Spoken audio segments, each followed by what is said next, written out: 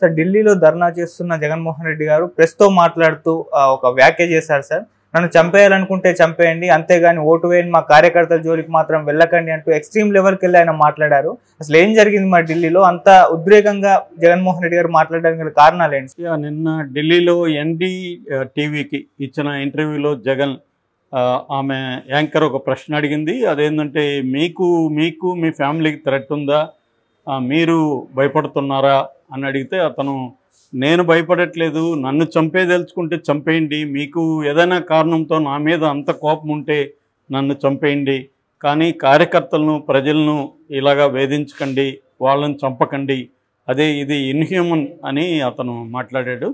So ఇది ఇప్పుడు national వైడ్గా ఎన్డీటీవీ ఇంటర్వ్యూ వైరల్ అవుతుంది. అంటే జగన్ నన్ను చంపేయండి అని అడిగాడని ఒకరు, హెచ్చరించారని ఒకరు, ఇలాగా దాన్ని రకరకాలుగా వ్యాఖ్యానిస్తున్నారు. అతను హెచ్చరించలేదు, లేకపోతే ఒక రకమైన ఆవేదనతోనే చెప్పినట్టుగా మనకి ఆడ వీడియో చూస్తే అర్థమవుతుంది. రెండోది అతనే చెప్పింది కాదు, ఆమె అడిగింది మీకు థ్రెట్ ఉందా మీ ఫ్యామిలీకి అని అడిగితే నాకు థ్రెట్ గురించి కాదు, నేను కార్యకర్తలు ప్రజల గురించి ఇక్కడికి వచ్చాను, వాళ్ళ మీద దాడులు జరుగుతున్నాయి అని చెప్పాడు. సో నిన్న ఓవరాల్గా ఢిల్లీలో ఏం జరిగింది మనం చూస్తే దాదాపు 8 మంది పార్టీలు, అందులో ఒక పార్టీ తప్ప ఏఐడిఎంకే తప్ప మిగతా అన్నీ కూడా ఇండియా కూటమి పార్టీలే. ఇండియా కూటమి గట్టిగా సపోర్ట్ చేసిందని చెప్పాలి జగన్కి. ఆ పార్టీలు కానీ చూసుకుంటే ఫస్ట్ సమాజ్వాదీ పార్టీ అఖిలేష్ నిన్న చాలాసేపు అక్కడ గడిపాడు, మీడియాతో కూడా మాట్లాడినాడు, తీవ్రంగా ఖండించాడు. మహారాష్ట్రంలో కూడా బుల్డోజర్ సర్కార్ ఉందని యోగి సర్కార్ని విమర్శించాడు, అట్లాగే మోడీ ప్రభుత్వాన్ని కూడా విమర్శించాడు. అట్లాగే చంద్రబాబు కూడా మీరు అధికారంలో శాశ్వతం కాదు, అధికారంలో రాజకీయాలు చేయాలి కానీ ఇలాగ వ్యక్తిగత కక్షలతో చేయొద్దు అని చెప్పాడు. అట్లాగే రామ్ గోపాల్ యాదవ్ ఎంపీ సమాజ్వాదీ పార్టీ అతను కూడా మాట్లాడాడు. ఇక ఆప్ నుంచి రాజేంద్ర పాల్ గౌతమ్ పార్టిసిపేట్ చేశాడు. ఏఐఏడిఎంకే నుంచి తంబిదురై అతను పార్టిసిపేట్ చేశారు. యూబీటీ ఉద్ధవ్ థాకరే ఫ్యాక్షన్ శివసేన, దాని తరపున ప్రియాంక చతుర్వేది ఎంపీ, సంజయ్ రౌత్, అరవింద్ సావంత్ ముగ్గురు కూడా పార్టిసిపేట్ చేశారు. ఆమె ప్రియాంక చతుర్వేది అయితే క్లియర్గా మా సపోర్టు జగన్కు ఉంటుంది, మాదే కాదు ఇండియా కూటమి మొత్తం సపోర్టు జగన్కు ఉంటుంది అని చెప్పారు. అట్లాగే AIML all India Muslim league ప్రతినిధి వాహబ్ ఆయన మాట్లాడారు, ఆయన కూడా పాల్గొన్నారు. అట్లాగే టీఎంసీ తృణమూల్ కాంగ్రెస్ నదీముల్ హక్ ఆయన నేను ఈ వీడియోలన్నీ చూస్తే షాక్ అయ్యాను, ఈ స్థాయి పరిస్థితి ఉందని నాకు తెలియదు అని ఆయన మాట్లాడారు. అట్లాగే వీసీకే అంటే విడుదలై చిరుతగల్ కక్షి, తమిళనాడు, మామూలుగా తిరుమల వన్ వెరీ పాపులర్, ఆయన దళిత్ పాంథర్స్ అని కూడా వీళ్ళు అంటారు తమిళనాడులో, ఇది ఒక ఇంపార్టెంట్ పార్టీ ఇది. సో దాని తరపున కూడా అక్కడ పార్టిసిపేట్ చేశారు. అట్లాగే జార్ఖండ్ ముక్తి మోర్చా తరపున కూడా ప్రతినిధులు పాల్గొన్నారు. మొత్తంగా నాకు ఇన్ఫర్మేషన్ ఉన్న ప్రకారం 8 రాజకీయ పార్టీలు ప్రతినిధులు పాల్గొన్నారు అక్కడ. దాంతోపాటు ఎట్లాగో వీళ్ళు వెళ్ళారు. ఓవరాల్గా జగన్ అనుకున్న స్థాయిలో జరిగినట్టుగా మనకి అర్థమవుతుంది. కాకపోతే ఇక్కడ కొంతమంది ఏమో అది పెద్దగా ఏమీ ఎఫెక్టివ్గా లేదు అని తెలుగుదేశం మీడియా వీళ్ళు రాస్తున్నారు. నిజానికి వైసీపీ నుంచి అందరూపాలది ఇక్కడ 2 ఎమ్మెల్సీలు అటెండ్ అయ్యారు మండలి సమావేశానికి, వాళ్ళు జంప్ అయ్యే అవకాశం ఉందని చెప్పారు. నిజానికి అంతకుముందు కూడా 10 మంది మండలి సభ్యులు వచ్చేస్తారని కూడా ప్రచారం జరిగింది. బట్ ఇద్దరు మరి ఎందుకున్నారు, ఎందుకు పోలేదు అనేది అర్థం కాదు. అలాగే నిన్న రోసయ్య అని ఆయన అభ్యర్థి, ఎమ్మెల్యే అభ్యర్థి, ఆయన పార్టీ నుంచి బయటకు వచ్చాడు. సో జగన్కి భంగపాటు జరిగింది అనేది వీళ్ళు రాస్తున్నారు. ఓవరాల్గా నాకు తెలిసి జగన్ ప్రయోజనం అయితే నెరవేరింది. జగన్ ప్రయోజనం ఏందో నిన్న నేను చెప్పాను కూడా. అంటే తను క్లియర్గా మోడీ ప్రభుత్వం మీద ఒక ఒత్తిడి తీసుకురాదలుచుకున్నాడు అతను. అంటే మీరు కానీ నన్ను సపోర్ట్ చేయకపోతే నాకు ఇంకా వేరే ఆల్టర్నేటివ్ లేదు, నేను ఖచ్చితంగా ఇండియా కూటమితో కలుస్తాను, ఫేస్ చేస్తాను, నేను జైలుకి వెళ్తాను, బట్ ఈసారి నేను ఒంటరిగా పోరాటం చేయను, ఇండియా కూటమిలో కలుస్తాను అనేది ఒక సిగ్నల్ మోడీకి పంపించినట్టుగా మనకు అర్థమవుతుంది.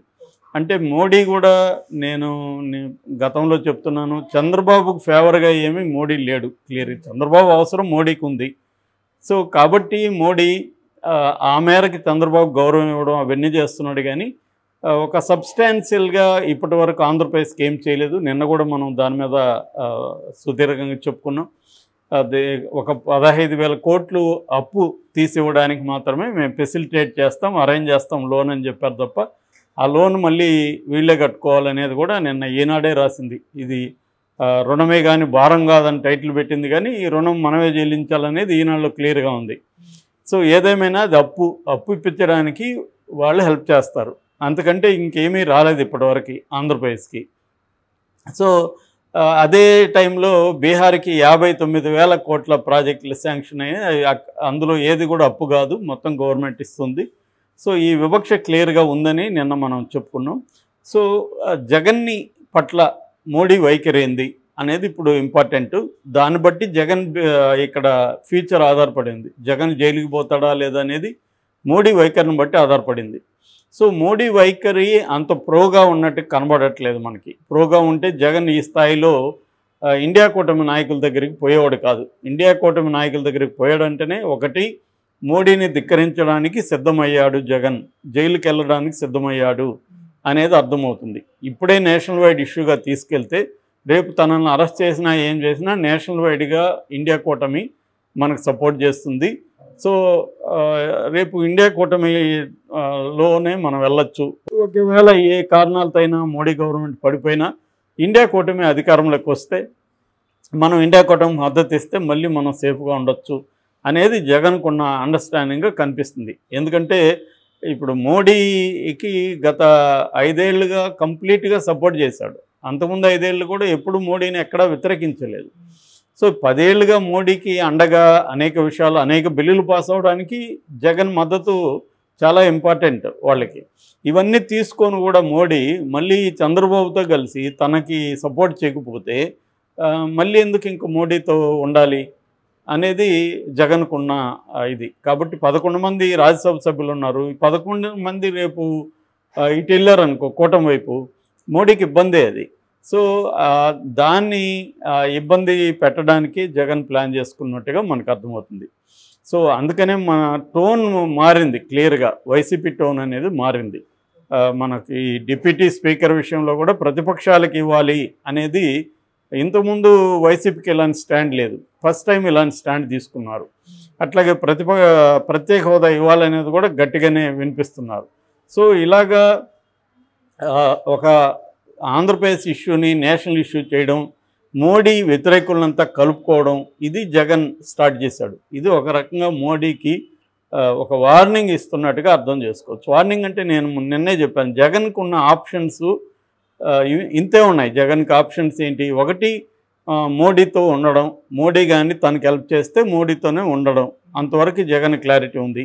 కానీ చంద్రబాబు పగ తీర్చుకోకుండా ఉంటాడా, మోడీ మీద ప్రెజర్ చేయకుండా ఉంటాడా, రాష్ట్రానికి సంబంధించి ప్రెజర్ చేస్తాడో లేదో, కానీ తన వ్యక్తిగత విషయాల్లో చంద్రబాబు ప్రెజర్ ఖచ్చితంగా తెస్తాడు. సో తెస్తున్నప్పుడు జగన్ జైలుకి వెళ్ళే అవకాశం ఉంది.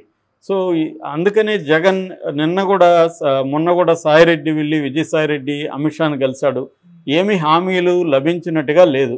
అందుకని క్లియర్గా తను ఏం చేశాడంటే ఇప్పుడు కూటమి వైపు వెళ్తున్నట్టుగా ట్రై చేస్తున్నాడు. సో కూటమి వైపు వెళ్తే ఏం జరగచ్చు అంటే జగన్కున్న ఆప్షన్లు ఒకటేమో మోడీతో ఉండడం, మోడీ ఇన్ టర్న్ తనను సేవ్ చేయడం, రెండేమో కూటమి వైపు వెళ్ళిపోవడం. ఒకవేళ కూటమి వైపు వెళ్ళినాడని మోడీ కానీ కక్ష తీర్చుకోవడానికి ట్రై చేస్తే దాన్ని ఫేస్ చేయడం, లీగల్గా కోర్టుల్లో ఫేస్ చేయడం, పొలిటికల్గా ఫేస్ చేయడం, ఒకవేళ జైలుకి వెళ్ళాల్సి వస్తే వెళ్ళడం, దీనికి సిద్ధమైపోవడం, పోరాటాన్ని స్టార్ట్ చేసేయడం. సో ఈ 2 ఆప్షన్లు మాత్రమే జగన్కు ఉన్నాయి. 3 ఆప్షన్ ఏమి లేదు జగన్ దగ్గర. అందుకని ఆటోమేటిక్గా జగన్ ప్లేస్లో ఎవరున్నా ఇంతకంటే వేరే ఏం చేసేదానికి లేదు. ఇప్పుడు సరెండర్ అయి ఉన్నాడు మోడీకి, కానీ మోడీ అతన్ని వదిలేస్తున్నాడు. సో వదిలేస్తున్నప్పుడు ఇంక వేరే ఆప్షన్ ఏం లేదు. సో అందుకని ఇప్పుడు కూడా ఏంటంటే క్లియర్గా నేను అనుకోవడం, మోడీతో తెగదెంపులు చేసుకున్నాడని కాదు, మోడీ కానీ కొంత తగ్గి జగన్కి నిన్ను చూసుకుంటానంటే మళ్ళీ మామూలుగా మేము ఏ కూటమిలో ఉండము, ఓన్లీ మా అన్యాయాన్ని అక్కడ తెలపడానికి వెళ్ళాము, వాళ్ళు మద్దతు ఇస్తామంటే తీసుకున్నాము అని మాత్రమే రేపు చెప్పే అవకాశం ఉంది. సో ఇది ఇక్కడితో ఆగిపోతుంది. ఒకవేళ లేదంటే మాత్రం దీన్ని కంటిన్యూ చేసే అవకాశం ఉంది.